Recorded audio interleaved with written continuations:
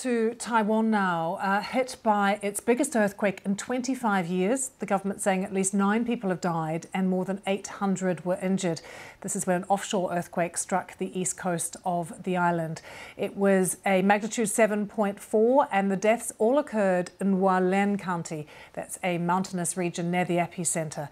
We can take you live there at the moment because search and rescue operations continue to be underway right in the middle of Hualien. You can see here emergency workers and rescue workers at the scene. Heavy lifting equipment there too because some buildings have come down.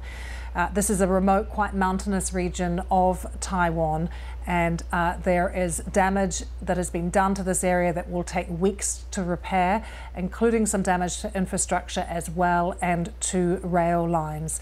But there were tremors felt right across Taiwan, even in Taipei. We've seen lots of videos that show buildings shaking violently. There have been aftershocks as well, about 100 of those. That's been really scary for people who live in Taiwan.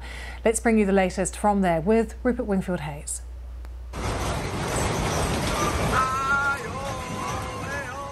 This is the moment the quake struck a Taipei TV station in the middle of their morning news. The shaking was intense and prolonged. Buildings across the city swayed violently. Cupboards were emptied, furniture toppled. This construction site, this big building behind me here, under construction, a massive piece of either construction equipment or steel came off the top of this building this morning during the quake, crashed into the building beside it and then down into this alleyway behind where you can see some workmen now. They've closed off that road. Remarkably, no one was injured, no one was on the street there at the time. No one in the Taiwanese capital has experienced anything like this in a quarter of a century. Many young people have never felt shaking on this scale. An earthquake hasn't happened in a long time, so it felt really terrifying. On the east coast in the city of Hualien, the shaking was much stronger and the damage much more severe. People on their way to work watched in fear and awe as a partially collapsed building was left leaning at a precarious angle across this intersection. Whenever our team moves, the building becomes unstable and they have to find something to hold on to ensure their safety before pulling people out. But it is the landslides that have unleashed the greatest terror. The east coast of Taiwan is a rugged landscape of high mountains and deep valleys. The quake triggered hundreds of landslides that came roaring down into the valleys below. This is where most of the more than 700 injuries must have happened. People would have had little warning and nowhere to escape.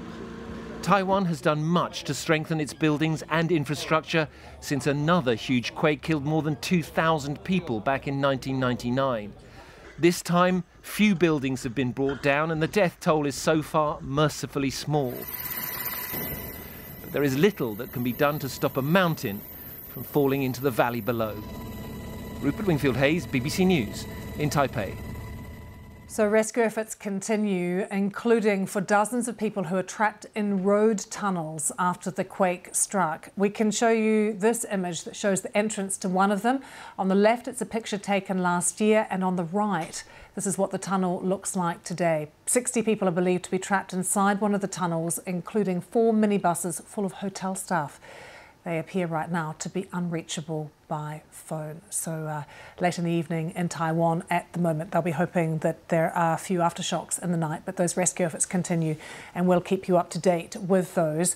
Gregor Stewart-Hunter is in Taipei and he told me about what it was like when the earthquake struck this morning. It was the feeling of being lifted up by someone and shaken. And then even once the initial shock had died down, the rest of the morning was spent with a series of aftershocks in very quick succession, some as close as 5 minutes apart.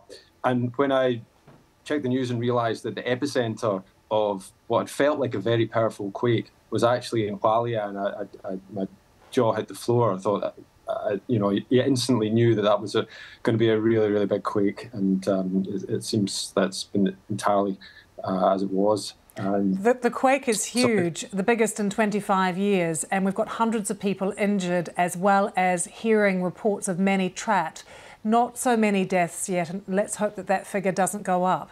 But what are you hearing in terms of reports of damage, particularly to infrastructure? Yeah, I think the infrastructure has been one of the most obvious ways that the damage has shown up. Links into Hualien itself have been damaged quite severely. Some of the railway network is down. Some of the tunnels have collapsed, which means that actually physically getting in and out has become quite difficult unless you're going by air or by sea. But the damage extends beyond Hualien. In Taipei itself, there was suspension of the city subway services in the morning, and the high-speed rail operator announced that there were going to be delays up and down the length of its line, which runs down the opposite coast of the island. So quite severe delays to infrastructure.